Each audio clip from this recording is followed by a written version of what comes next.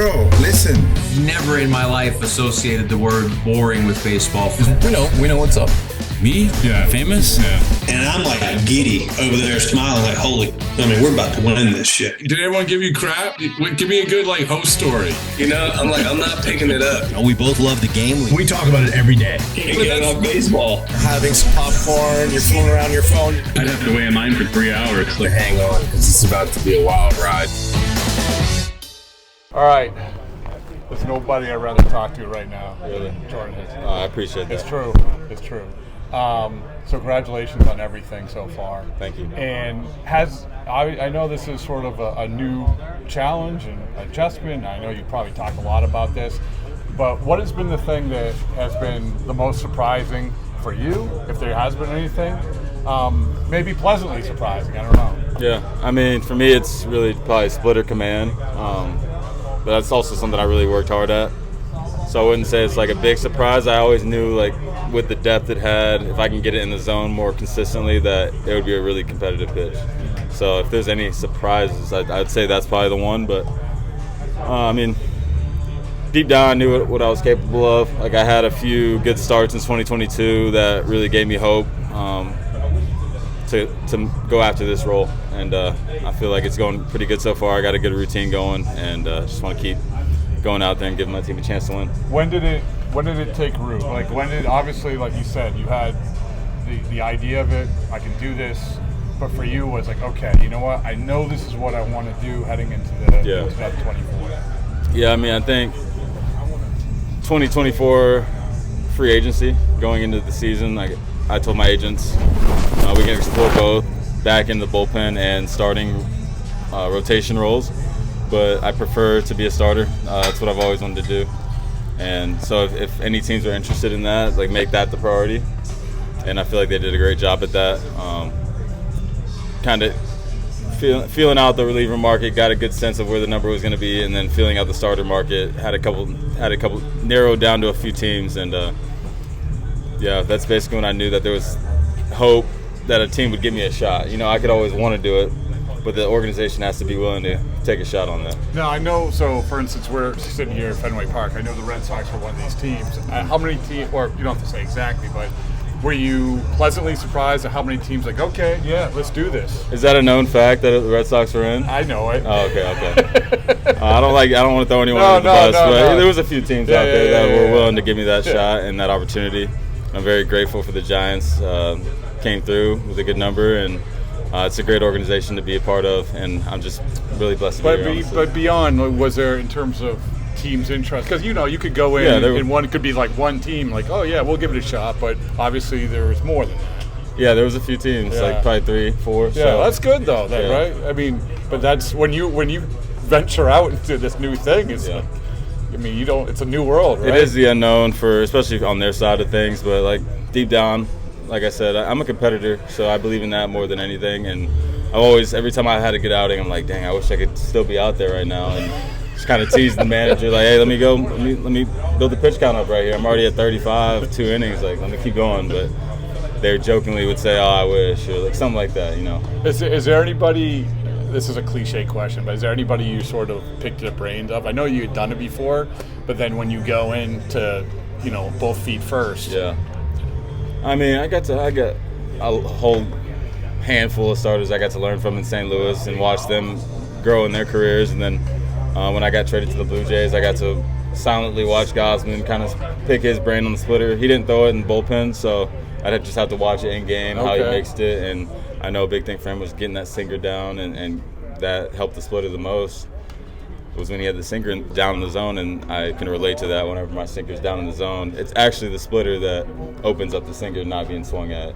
Right. If that makes sense. When you're talking to teams, you say, hey, listen, I think my splitter is going to be a difference maker. I mean, you had some of the sample size. Obviously, you go to Toronto, but it's not a guy who just throws hard. It's not a guy who just throws. This is going to be a difference maker. Yeah. Well, last year it was like the difference maker was the four seam, adding that in. My strikeout numbers went way up with the splitter. But I'd say I threw the splitter way more in 2019. Yeah. And that's where I really was like, okay, this pitch is disgusting to lefties. Yeah. Now I can throw it to both righties and lefties. But I think the four seam last year with mixed with the splitter, like that was the biggest thing for me. And then I saw the results, and I brought that into the offseason. And in these meetings, Zoom meetings with teams and stuff, I brought them my whole. I got a sinker, I got a four seam, I got a slider, kind of two different sliders really, and I got a splitter that I believe that will be a really good pitch. So them knowing I had confidence in four pitches right out the gate, I think that helps with them making that decision. And when you prepare in the off season, when you're locking in the sim, is it how dramatically different is it for you?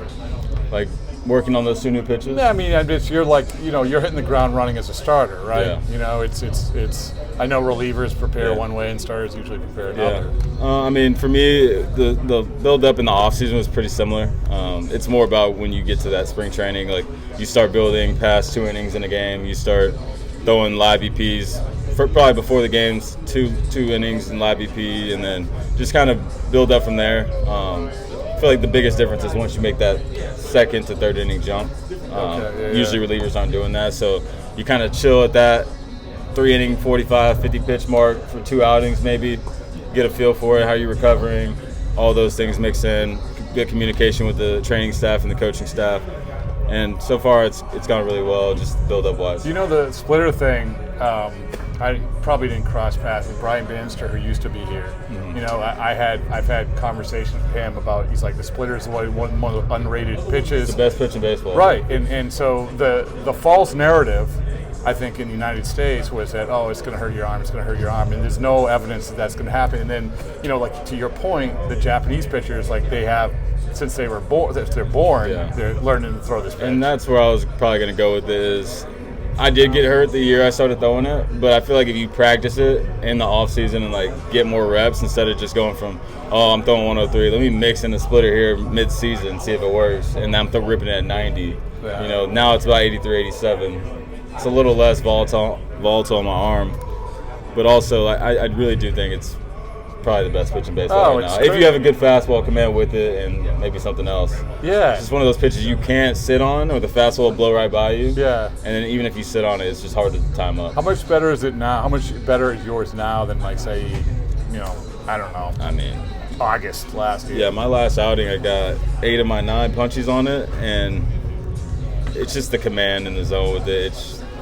It's really a game-changing pitch for me. I think without the command, it still adds a little bit of like, okay, I know this is in his repertoire, but with the command, it's like, how are we gonna hit this? I've seen other guys, the Marlins young guy, he throws a splitter with a 98 mile per hour sinker and a great slider, and I had the hitting coach was like, hey, what do I tell our hitters? Like, how are we gonna hit this? What am I supposed to say? And I'm like, hey, just gotta wait him out, I guess. There must be some satisfaction, and maybe there's not. Tell me I'm stupid for saying this, but to go from guy like, you go up to Baseball Savant and there's Hicks, 100, but then to like say, okay, you know what? As you just point out, well, I got all these punch outs on a different pitch. Yeah, I mean, I think it's a conscious decision to start to throw a little less hard for me, and like even in my bullpens back in the day, like minor league bullpens. Even just when I would touch the rubber as a reliever, anytime I really knocked the velocity down, like my command just went through the roof comparatively to where it is at 100. And I think that's just feeling your body, knowing your mechanics, and when you're going all out all the time, it's easy to get out of those mechanics because everything's happening so fast. When you're moving a little bit slower, it's the same mechanics, but you just have a lot more time to make sure, like, I get my foot down, I rotate, but you're not thinking about it at the same time. It's just the mechanics are naturally there, but your body has more time to. It's so hard though, man. Like, so a history lesson for this podcast. So Joe Kelly was the one he's the godfather of this podcast, and he was a perfect example of this, right? He always like, okay, 100. He went to the Dodgers and you know what your best pitch is? Knuckle curve. Yeah. But when you're raised a certain way, it's different. Exactly. I mean, I grew up around a bunch of fireballers in the Cardinals organization, like Sandy Alcantara, Junior Fernandez, Ryan Helsley. Dakota Hudson was throwing like 99 back then, so we had a bunch of guys just hurling it in the minors, and it's kind of who you look up to when those guys are above you. It's like, how'd he move up? Oh, he's throwing really hard and didn't really have great command, but you figure out real quick that's kind of almost your ticket to like moving up. Right. in Well, a way. that's how the command will baseball- come later.